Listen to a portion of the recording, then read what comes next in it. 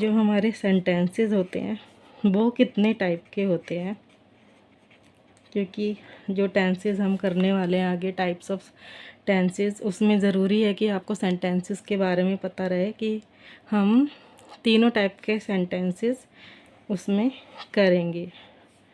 हर tense में आपको तीनों तरह के सेंटेंस प्रैक्टिस करने हैं। पहला टाइप है हमारा अफर्मेटिव सेंटेंस और दूसरा है हमारा नेगेटिव सेंटेंस। इसके बाद है लास्ट में इंटेरोगेटिव सेंटेंसेस। अब सेंटेंस तो आपको पता ही है क्या होते हैं, वाक्य। तो अफर्मेटिव सेंटेंसेस के बारे में हम जान लेते हैं। अफर्मेटिव सेंटेंस होते हैं हमारे पॉजिटिव सेंटेंसेस, जिनमें नॉट नहीं आता, नहीं का प्रयोग नहीं होता है।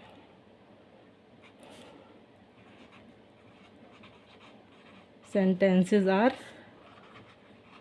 पॉजिटिव।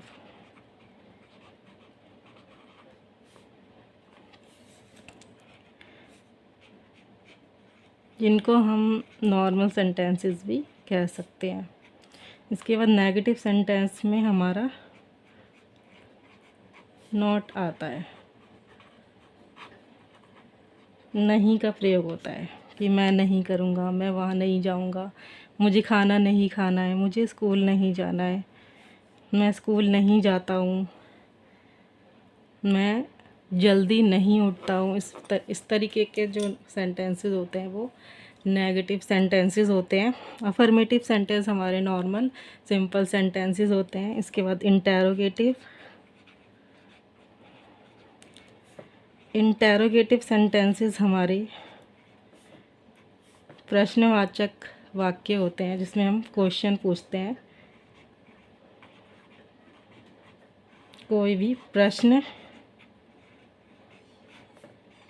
पूछना, जैसे कि क्या तुम कल जल्दी आओगे, क्या तुम्हारा घर यहाँ पर है, क्या मैं अपना खाना खुद ले लूँ। इस तरीके के जो सेंटेंसेस होते हैं, जब हम पूछते हैं किसी चीज़ को, क्वेश्चन करते हैं, तो वो इंटेरोगेटिव सेंटेंसेस होते हैं। तो हमने सेंटेंसेस के बारे में जान लिया। अफर्मेटिव सेंटेंस के मैंने आपको 2 एग्ज़ाम्पल दिए थे और आज 5 एग्ज़ाम्पल और मैं आपको समझा देती हूँ,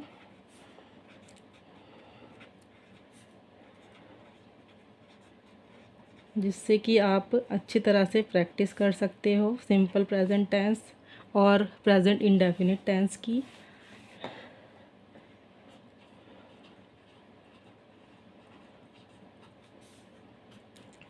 तीनों जो सेंटेंस होते हैं उनमें रूल्स अलग अलग तरीके के होते हैं।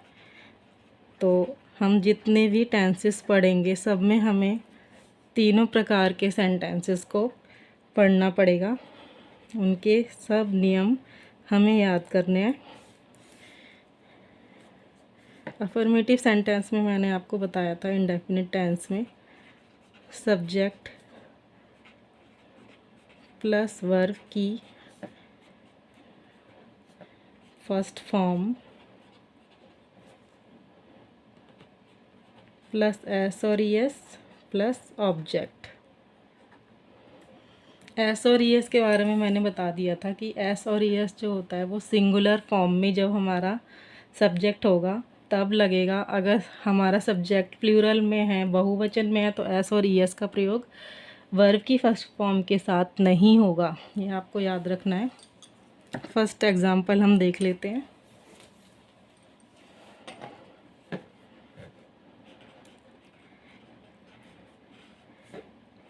मम्मी खाना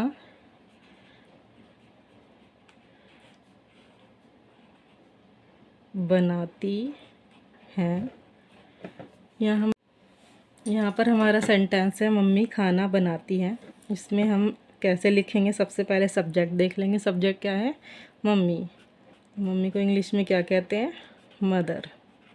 उसके बाद वर्ब की फर्स्ट फॉर्म, वर्ब क्या है इसमें, बनाती हैं। बनाने को क्या कहते हैं, कुक। और मम्मी क्या है, सिंगुलर है, तो यहाँ क्या लगेगा, एस लग जाएगा। Mummy, mother कुक्स food. फूड क्या है, हमारा ऑब्जेक्ट है। इस तरीके से हम सेंटेंसेस बनाएंगे। मैंने एक चीज़ आपको बताई थी, वो हमेशा आपको याद रखनी की पहचान क्या होती है। प्रेजेंट इंडेफिनिट टेंस की पहचान होती है ता है, ती है और तेहे पे ख़त्म होने वाले सेंटेंस हमेशा प्रेजेंट इंडेफिनिट टेंस के अंतर्गत आते हैं। उनके ऊपर ही ये सारे रूल लागू होते हैं। इसके बाद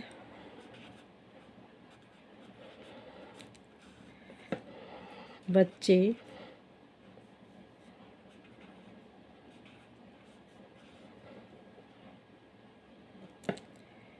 खेलते हैं। यहाँ पर हम देख लेंगे हमारा सब्जेक्ट क्या है, बच्चे। बच्चे यानी इंग्लिश में क्या बोलेंगे बच्चों को, चिल्ड्रन। चिल्ड्रन यानी चिल्ड्रन क्या है हमारा, प्लूरल फॉर्म में है, तो हम वर्ब क्या है हमारी, खेलना यानी प्ले। प्लूरल फॉर्म में तो एस और ई एस नहीं लगेगा, चिल्ड्रन प्ले। अब एक वाक्य और देख लेते हैं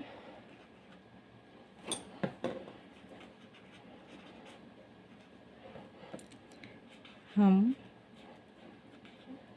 बाजार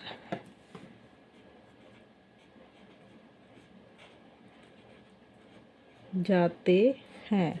यहाँ भी जो हम है वो प्लूरल है, तो उसमें भी हम वर्ब के साथ एस और ई एस का प्रयोग नहीं करेंगे। We go to market. एक चीज़ और आपको याद रखनी है कि प्रेजेंट इंडेफिनिट टेंस में हेल्पिंग वर्ब का प्रयोग नहीं होता है। हेल्पिंग वर्ब का मीनिंग है is, am, are, has, have. इस चीज़ों का कोई भी प्रयोग प्रेजेंट इंडेफिनिट टेंस में नहीं होता है। अब हम चौथा सेंटेंस देख लेते हैं।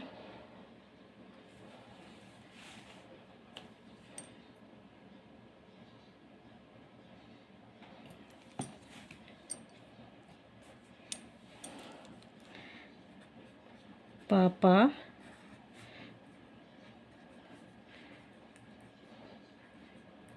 अखबार पढ़ते हैं। तो यहाँ क्या आएगा, सब्जेक्ट क्या है, पापा। वर्ब क्या है, पढ़ते हैं यानी रीड। पापा सिंगुलर है तो क्या होगा, रीड्स। और ऑब्जेक्ट क्या है, अखबार, न्यूज़ पेपर। लास्ट सेंटेंस है हमारा, मैं रोज स्कूल